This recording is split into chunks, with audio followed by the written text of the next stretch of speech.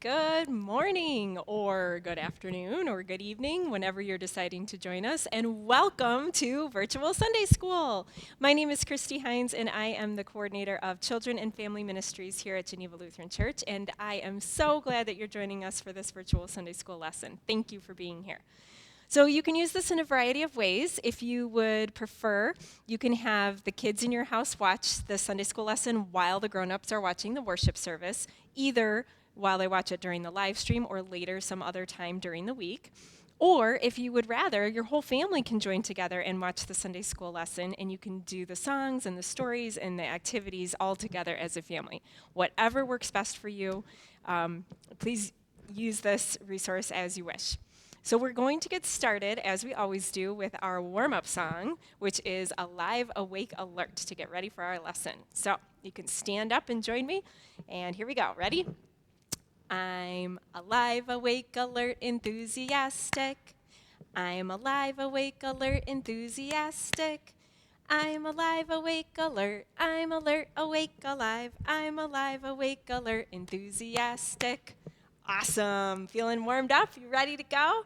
All right, let's get started on our lesson. All right, hello and welcome to Sunday School for Sunday, April 11th. This is the second Sunday of Easter. Happy Easter. We are going to read a story from the Spark Story Bible today to get started that takes place right after Easter happened. So it's called The Road to Emmaus. 3 days after Jesus died, Cleopas and his friend were slowly walking down the road to Emmaus. They were walking slowly because they felt very sad. Why did Jesus have to die? They wondered. After a while, a stranger began to walk along with them. The stranger was really Jesus, but Cleopas and his friend didn't know it. What are you talking about? The stranger asked. The men looked at each other. Are you the only person in town who doesn't know what just happened? They asked. They told the stranger what had happened to Jesus. Jesus was a great teacher, Cleopas said. We hoped he was the one God promised would save the world, but instead, he died on a cross. We took Jesus' body down and put it in a tomb. This morning, our friends went to the tomb, but Jesus' body was gone. They said there was an angel there instead. The angel told our friends, Jesus is alive, but stop being silly, the stranger said. How many times do you need to hear this? It was God's plan for Jesus to die and become alive again to save the world. By now, they were almost to Emmaus. Cleopas invited the stranger to stay for dinner. During dinner, the stranger picked up a loaf of bread, broke it, blessed it, and gave each man a piece. All of a sudden, Cleopas and his friend recognized the stranger. It was Jesus. But then, Jesus disappeared. Cleopas and his friend jumped up, ran from the room, and went to tell the rest of Jesus' disciples that Jesus really was alive. God kept another promise. And then it says, if you saw Jesus walking down the road, who would you tell? What would you say? And then we have our I Wonder questions for the week. Again, these are written by Pastor Stroman. She runs a site called Be the Story Curriculum. And here are the I Wonder questions for today. I wonder what the disciples were feeling on the road to Emmaus. Try to put yourself in that position. What would it be like if you were walking, you knew Jesus died, and you started talking to this stranger? I wonder what they were feeling. I wonder how they felt after they realized Jesus had been with them. Wow, can you imagine? I wonder if Jesus has ever been with me and I didn't know. I wonder if I still have more to learn about God and Jesus. I wonder if my mom and dad do. I wonder if Pastor Trudy does. Do you think? And finally, who are you in the story? What does the story mean for you today? Try to put yourself in the story and imagine what it would be like to be those disciples, or to be Jesus, to be the one revealing himself to the disciples, or to be the other disciples that weren't there, but then they heard about it from Cleopas and the other one. So today we're going to be talking a lot about walking with Jesus. These two men were walking along the road. They didn't even know that they were walking with Jesus, but they were. And sometimes that happens to us too in our lives. We don't even realize because we can't see Jesus. But sometimes when we're going through our lives and we're just doing our normal things, we don't even realize it, but Jesus is with us. So the song that we have for today, it's called Every Move I Make. This one is super fun.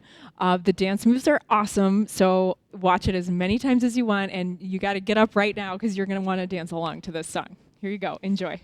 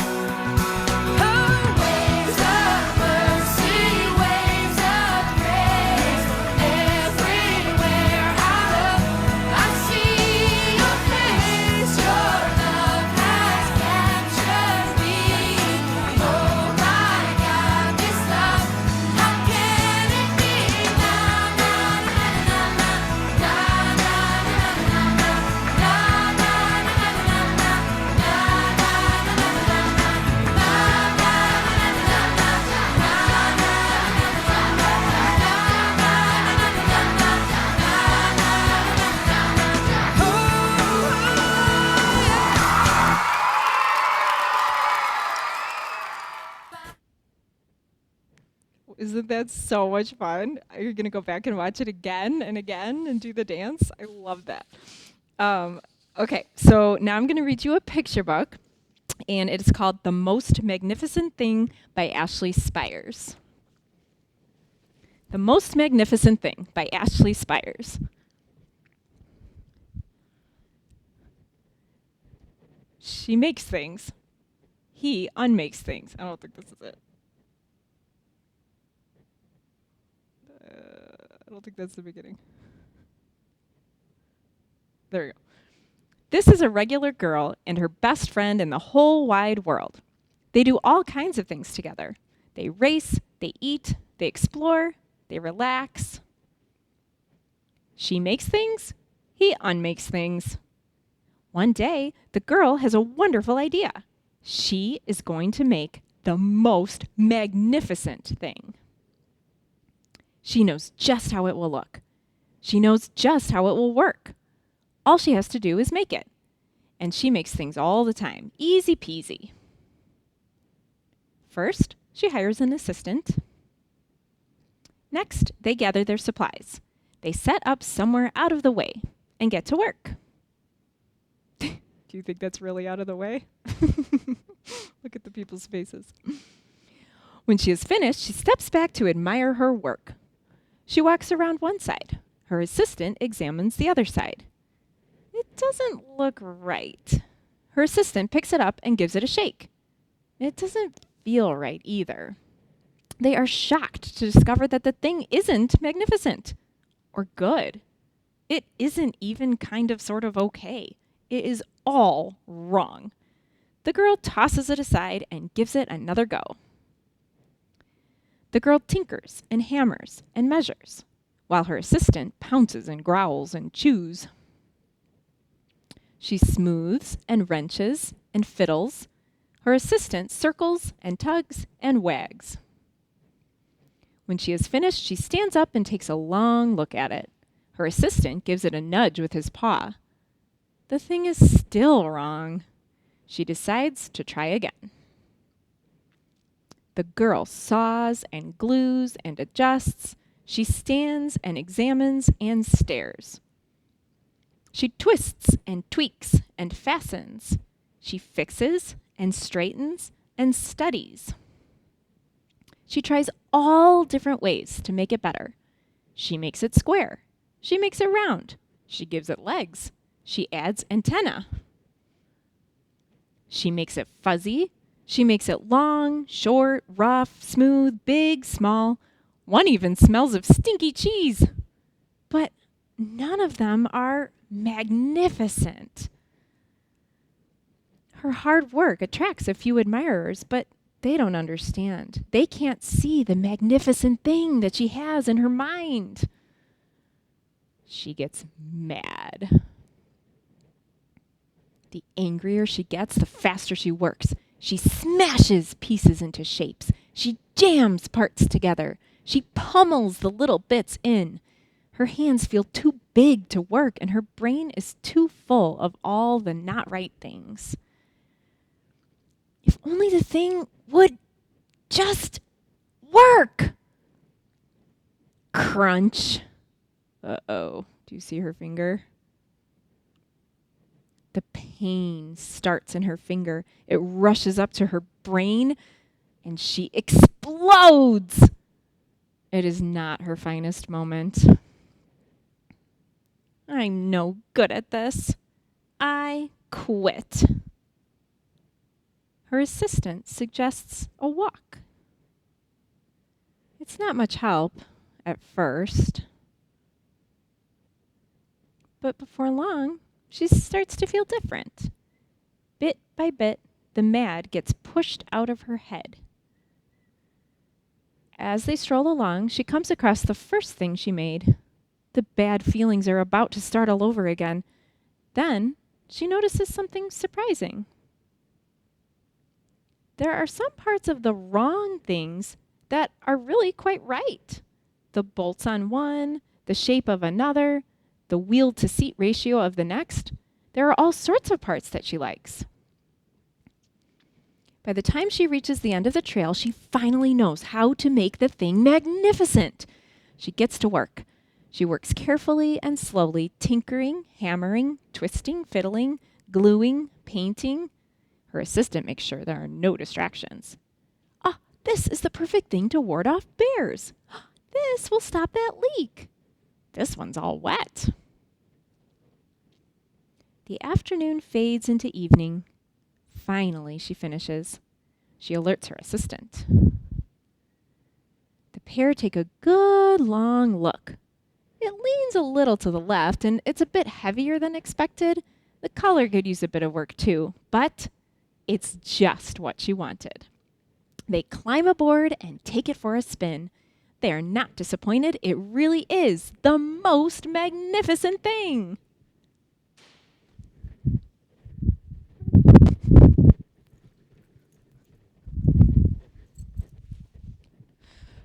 All right. I hope you liked that story. Good story of perseverance, right? The reason that I chose that story for today is because both the girl and her dog in the story, as well as the two people in our Bible story, were feeling really, really hopeless. And they, at some point in their story, right?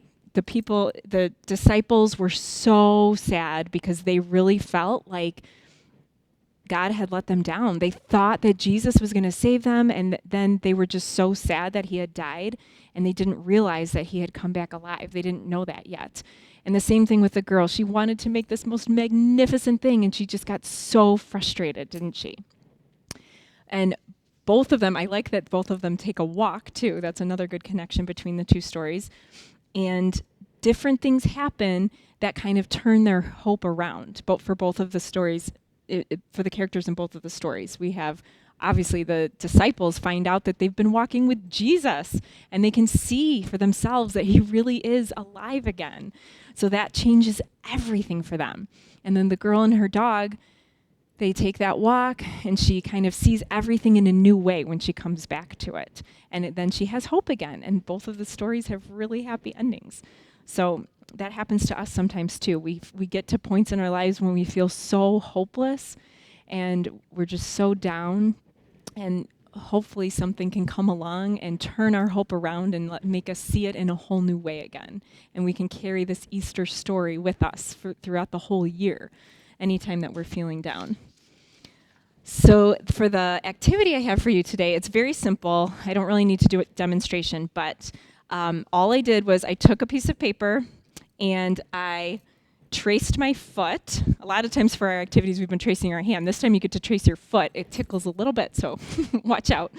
And then I cut it out so you can see it's that's the shape of my foot.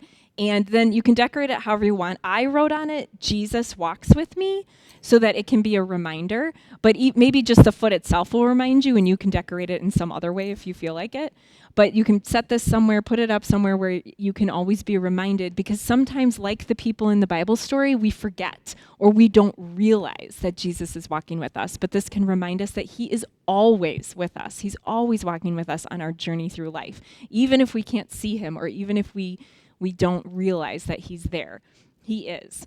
And sometimes we see him through, we don't get to see him like the disciples did in real life, but sometimes he shows up through the people in our lives. I know that's kind of hard to understand, but sometimes when you get a hug from your grandparent, or when your teacher says something to you that's really kind and encouraging, or when a friend of yours does something that just really makes you happy, that's Jesus' love working in this world.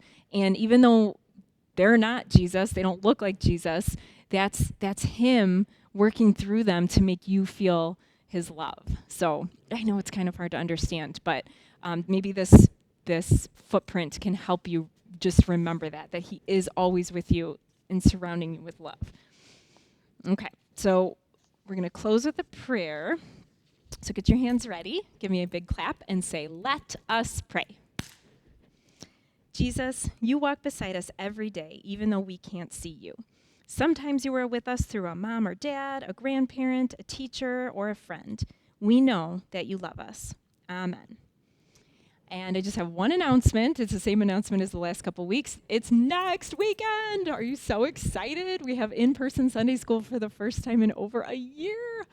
So next weekend, Sunday, April 18th, if you can, please have a grown-up email me just so I know you're coming. My email address is on the screen. It's children@genevalutheran.org, and it will just help me plan. I'm going to set up the space to make sure that we can all stay safe, and then I can have that materials ready. So I just need to know how many kids are coming. But we'll be following all the same safety protocols as in-person worship, so your parents can find out what all of our protocols are. You'll have to sign in when you get here, and then I will take you down to the fellowship hall, and we will have Sunday school together. I can't wait. I can't wait to see your faces. All right, let's close with the benediction. Get your hands ready. Ready?